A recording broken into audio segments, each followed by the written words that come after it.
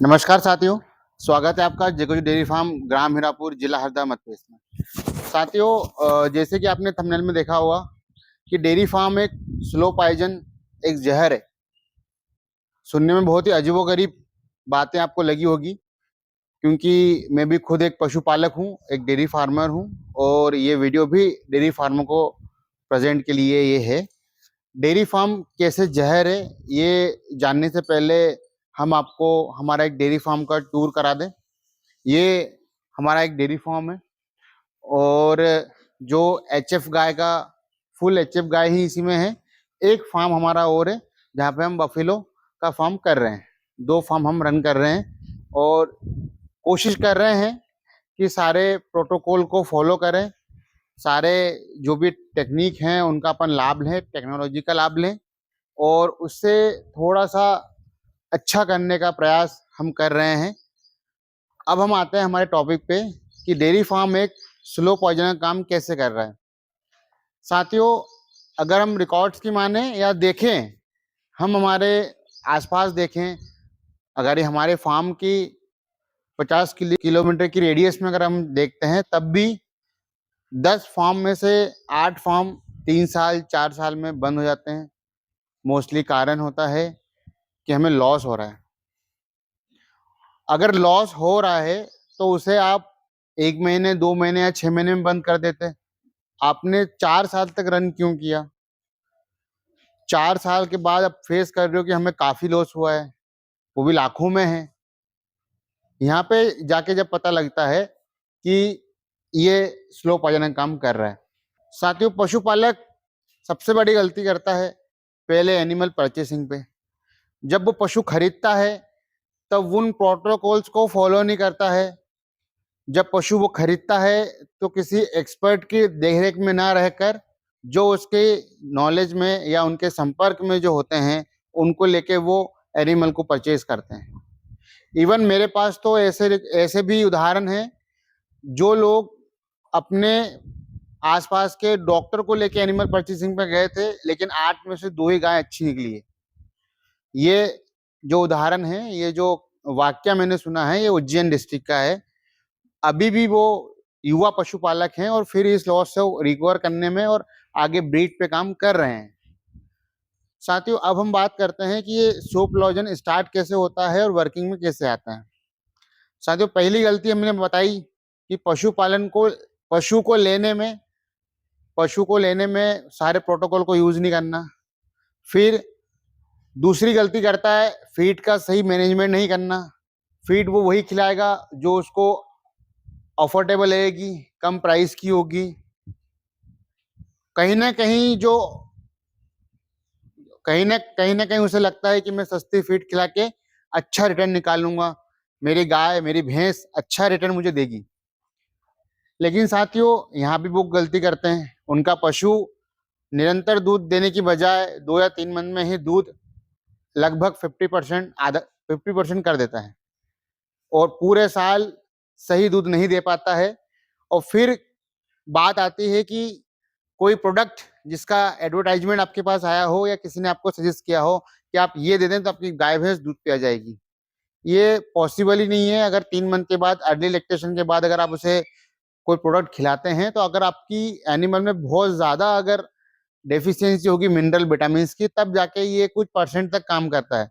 100% सारे रिजल्ट्स आपके खुद के फार्म पे, जिनके फार्म पे रिजल्ट आए हैं, वो आप सभी जो जितने पशु सभी को खिला के देखें।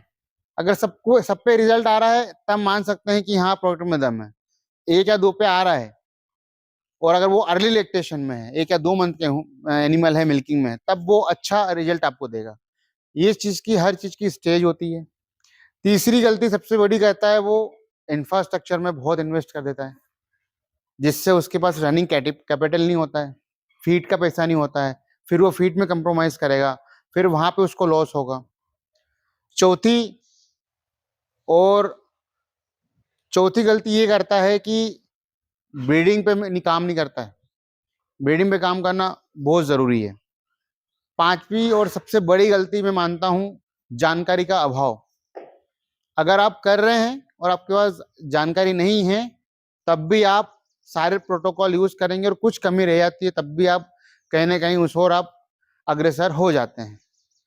ये मेरी बातों से वो पशुपालक रिलेट कर सकते हैं जो पशुपालक 2 या 3 साल से डेयरी फार्म कर रहे हैं, और वो लोग देख के सीख सकते हैं जो नया डेयरी फार्म शुरू करना चाह रहे हैं। कोई रॉकेट साइंस नहीं है इसमें। इसकी नींव जो टिकी है वो पूर्णतः सही जानकारी पे टिकी है। मैं जानकारी की बात नहीं कर रहा हूं, मैं सही जानकारी की बात कर रहा हूं। अब आप बोलेंगे कि हाँ, अब आप बोलोगे सही जानकारी हमारे पास मिलेगी, ऐसा कतई नहीं है। हम भी पूर्णतः सक्षम 100% की गारंटी हम भी नहीं लेते हैं।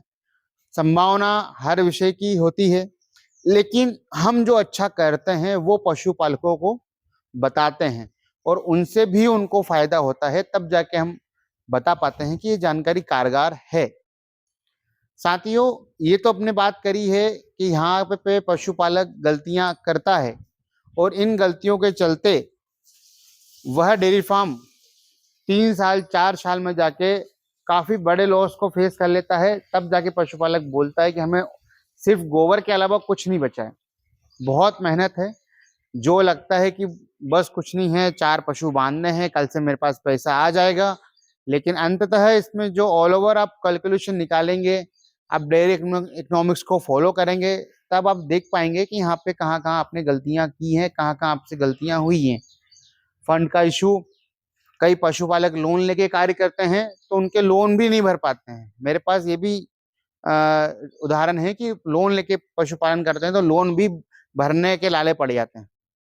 साथियों, इस वजह से हम बार बार यही बोलते हैं, हमारी जो भी ऑडियंस है उसको बताना चाहते हैं कि डेयरी फार्म में एक धीमा जहर है, इसे या तो ना करें, करे तो पूर्णतः जानकारी लेके करें। हम एक बात हमने बोली थी कि अगर आपको लॉस हो रहा है तो आप 6 महीने में बंद कर दें, लेकिन ऐसा होता नहीं है। ऑब्वियसली पशुपालक लोकल मार्केट से पशु खरीदता है, लोकल मार्केट से पशु खरीदने के बाद में उसमें मेहनत करता है। जब पशु आता है तो बहुत अच्छा दूध देता है। 1 हफ्ते, 2 हफ्ते, 3 हफ्ते में पशु का दूध ऑटोमेटिकली कम हो जाता है। कभी पशु की दिक्कत, कभी पशु में खराबी, और कभी मैनेजमेंट खराब। जो रिजल्ट निकल के आते हैं वो अच्छे नहीं आते हैं। जो पशुपालक या किसी भी आप यूट्यूबर है, किसी का वीडियो देखते हैं जो आपसे ये बोलते हैं, वादा करते हैं कि हम इतने लाख का प्रॉफिट कमा रहे हैं, या हमारा इतने लाख का दूध जा रहा है, या इतने करोड़ हमने कमा लिए हैं, तो मैं उनको लिए बोलना चाहूंगा कि साथियों, आप किसी भी फार्म पे अगर आप देख रहे हैं तो उसको अगर आप सितंबर, अक्टूबर या जनवरी इस पीरियड में अगर देख रहे हैं तो उसको मई, जून, अगस्त में भी देखें। दूध होना लाखों का जरूरी नहीं है, जरूरी ये है कि आपके फार्म का खर्चा कितना है।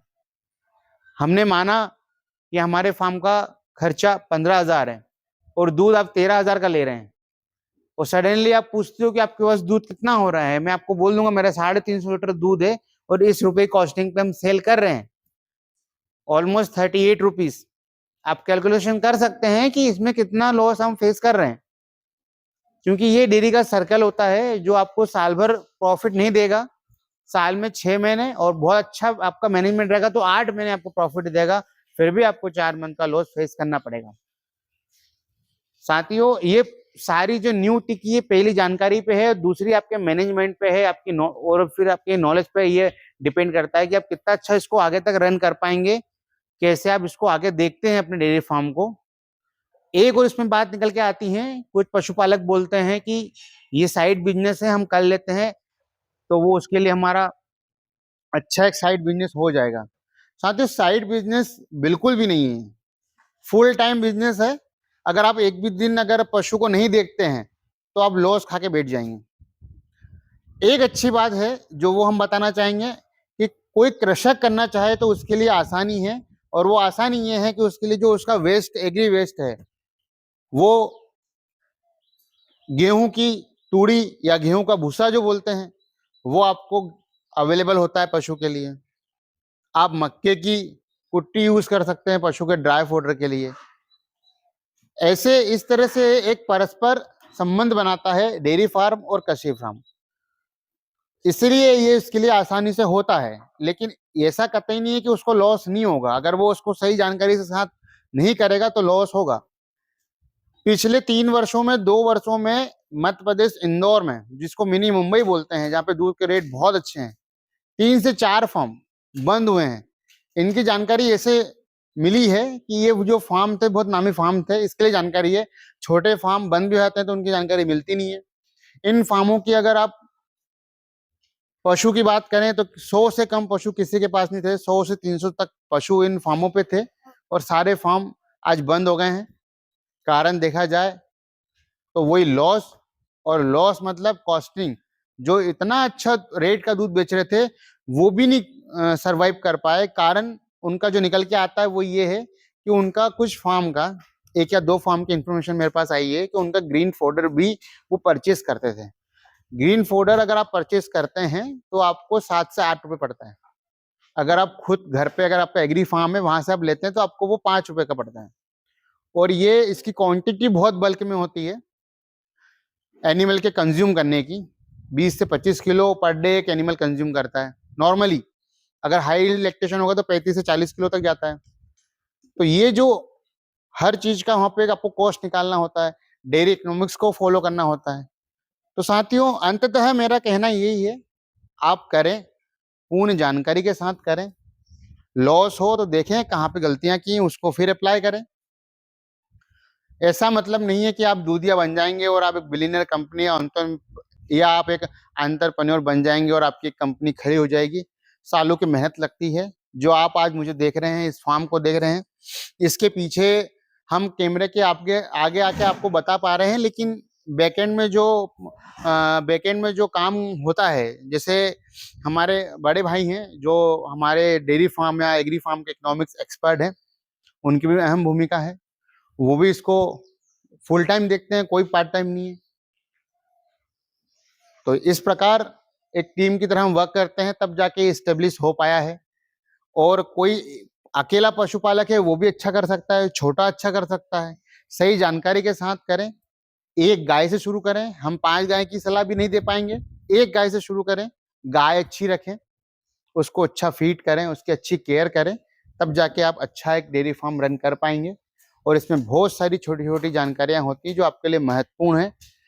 मैं ये जो बात कह रहा हूँ इससे वो लोग रिलेट कर सकते हैं जो मैं मेरे कॉन्टेक्ट्स में है, या जो मेरे से सलाह कंसल्टेंसी लेते हैं पशुपालक, वो इस बात से रिलेट कर सकते हैं कि उनको कितना कितना फायदा होता है मेरी छोटी छोटी टिप्स से। और वो टिप्स हम आपको शेयर कर सकते हैं, लेकिन अगर हम शेयर भी करते हैं तो आपके लिए वो व्यर्थ होती है। कुछ जानकारियां ऐसी होती हैं कि बिना फेंकी हुई जानकारी हमेशा व्यर्थ होती है। फेंकी हुई चीज आपके लिए व्यर्थ होती है। और थाली में सजी हुई, थोड़ी सी डेकोरेट की हुई चीज को ही संभवतः प्राथमिकता दी जाती है। तो इसीलिए सज्जनों, मेरा आपसे कहना है, निवेदन है कि आप पूर्ण जानकारी के साथ करें, नहीं तो आप लॉस को फेस करेंगे। आज नहीं करेंगे, आज आप बहुत प्रॉफिट में हैं। आप खुद अगर आपके डेयरी फार्म अगर रन कर रहे हैं तो 1 साल का पूरा सर्कल निकालें, कैलकुलेशन करें कितने के एनिमल लाए और कितने का रिटर्न हम ले रहे हैं। तो कुछ मतलब मेरा तो मानना है कि 60% तो करेंगे भी नहीं कैलकुलेशन, और जो करेंगे वो अंततः लॉस में ही निकलेंगे। इसीलिए बोला गया है कि डेयरी फार्म एक स्लो पॉइजन है। साथियों, मेरे मेरे विचारों से और मेरी बातों से आपको कुछ ऐसा लगा हो कि यही संभावना है और ऐसा होता है, और यहाँ तक आप आए हैं तो मेरे चैनल को सब्सक्राइब जरूर करें और अपने पशुपालक प्रेमियों के साथ शेयर जरूर करें। आगे ऐसी वीडियोस आती रहेंगी।